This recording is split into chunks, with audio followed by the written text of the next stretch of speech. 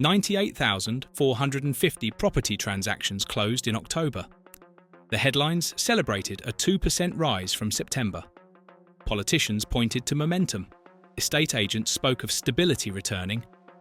But flip that number around and compare it to October last year, and suddenly the story changes completely.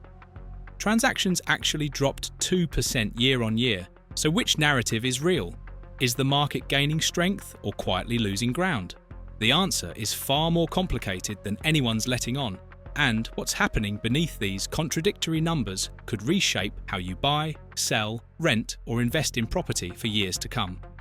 Before we dive into what's really unfolding across the UK housing landscape, hit that like button and subscribe to Property Reporter so you never miss the critical updates that could affect your property decisions and financial future. The HMRC data tells a strange tale when you look closer.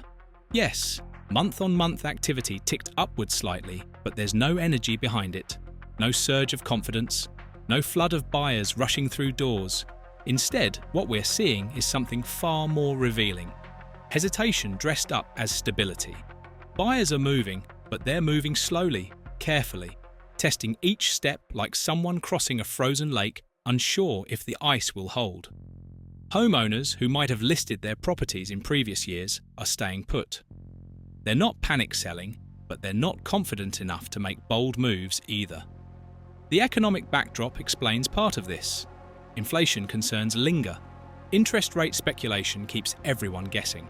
Job security feels shakier than it did 2 years ago, so both sides of every potential transaction are adopting the same strategy. Wait and see. The result is a market that looks stable on paper, but lacks any real conviction. It's not collapsing, but it's not thriving either. It's simply treading water, and that creates a very specific kind of vulnerability. While sales figures tell one story, something unexpected started happening in the rental market as autumn turned to winter. For years, tenants have been squeezed by relentless demand and shrinking supply. Rent increases became inevitable. Bidding wars turned routine. Landlords held all the cards and they knew it. Then October arrived and the script flipped. Foxtons reported something rental agents haven't seen in years. Properties flooding onto the market. Supply surging right as tenant demand started cooling. This breaks every seasonal pattern in the book. Winter usually sees landlords hold tight and tenants scramble for limited options. Not this time. For the first time in recent memory, renters are walking into viewings with actual negotiating power. They're asking for lower deposits, requesting rent freezes, pushing back on unfair terms, and some are actually succeeding.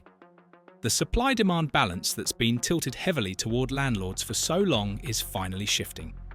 Competition among property owners is softening, and that means the relentless upward pressure on rents might actually be easing.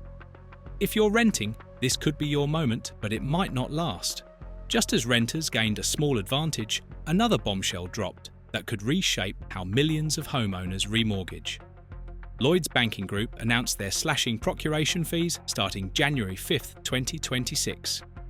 These are the fees paid to mortgage brokers for recommending products. Across all their brands, the cuts are coming, and broker commissions are taking a serious hit. On the surface, this might sound like administrative housekeeping. But industry insiders are sounding alarm bells. Here's why this matters. Mortgage brokers earn their living through these fees. When one lender cuts commissions significantly, it creates an incentive problem. Will brokers still recommend Lloyds products if they earn less for doing so? Or will they quietly steer clients toward lenders offering better payouts even if those products aren't the best fit? The uncomfortable question hanging over the industry now is whether advice can remain truly independent when the financial incentives just got turned upside down. Homeowners approaching remortgage time might find themselves offered a very different menu of options, and the reasons behind those recommendations might have less to do with their needs and more to do with what pays the broker. The landscape is shifting, and not everyone's talking about it. While mortgage brokers absorbed that news, another policy shift sent shockwaves through rural property markets. Rachel Reeves stood up and announced a £30 million inheritance tax break specifically for agricultural properties starting in 2026. That figure climbs to £70 million annually by 2030. This didn't emerge from nowhere. Farmers had been protesting, lobbying hard, making noise about being asset-rich but cash-poor, facing crippling tax bills when trying to pass land to the next generation. The government listened and responded. Suddenly, agricultural land became significantly more attractive for estate planning. Families holding farmland just got handed a major advantage. Property ownership dynamics in rural markets are already shifting as people realise the tax implications.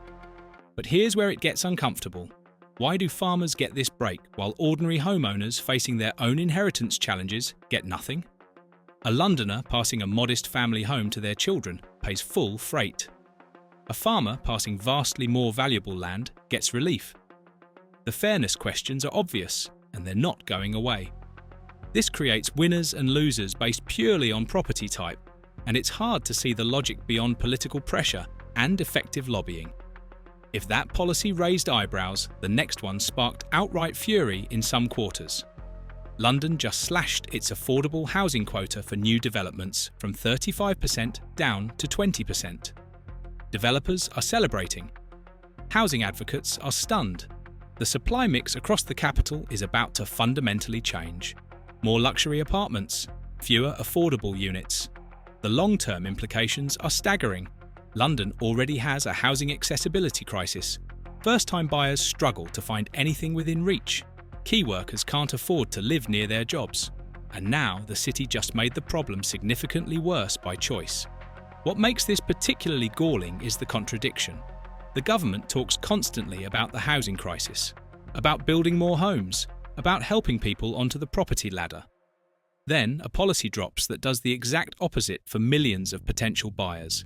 Future first-time buyers in London just had the door slammed a bit harder in their faces. The developers building these properties will profit handsomely from higher margin luxury units, but the social cost of this decision will echo for decades as London becomes increasingly unaffordable for anyone not already wealthy. It's a policy shift that rewards capital over accessibility, and nobody's explaining why that serves the public interest. Step back and look at everything happening simultaneously. Sales numbers plateauing with no clear direction. Rental markets rebalancing after years of landlord dominance. Mortgage broker incentives getting restructured. Farmers receiving substantial tax advantages. London abandoning affordable housing commitments. These aren't separate stories. They're all pieces of the same fragmented puzzle. There's no single narrative that captures the UK property market right now, because the market itself is splintering. Different sectors are moving in completely different directions, responding to different pressures. Interest rates hover uncertainly. Inflation refuses to fully retreat. Political decisions create winners and losers seemingly at random. Regional variations are becoming more pronounced than national averages. Someone in rural Yorkshire looking at agricultural land faces a completely different market reality than a renter in Manchester or a first-time buyer in London. The idea of a unified UK housing market is breaking down. What we're watching is the fragmentation of property into separate micro-markets, each with its own rules, incentives, and trajectories. And that makes planning your next move exponentially more complicated, because the old assumptions no longer apply universally. So what does all this mean for your specific situation? If you're a homeowner, the modest transaction activity suggests neither a crash nor a surge is coming soon. Prices will likely remain relatively stable in the short term. You're not facing an emergency, but you're also not sitting on a gold mine about to explode in value. For renters, this supply surge creates a genuine opportunity. Negotiating power has shifted your direction for the first time in years. Act now before spring arrives, and demand traditionally picks up again. This window might close faster than it opened. Landlords need to wake up to tightening margins. The rental slowdown combined with changing mortgage broker incentives means your costs could rise, while your rental income growth slows. The easy money years are ending. Buyers face a stable market on the surface, but policy shifts are creating dramatic differences by sector and location. Agricultural properties and London developments are seeing the most extreme changes. Your strategy needs to account for which specific micro-market you're actually operating in, because national trends mean less than ever before. 2026 is shaping up as a year of policy-driven market segmentation rather than broad directional trends. The question you need to ask yourself is whether the UK housing market, as we've understood it for decades, is fracturing into separate realities. And if it is, which reality do you actually live in? Because that answer will determine everything about your next property decision.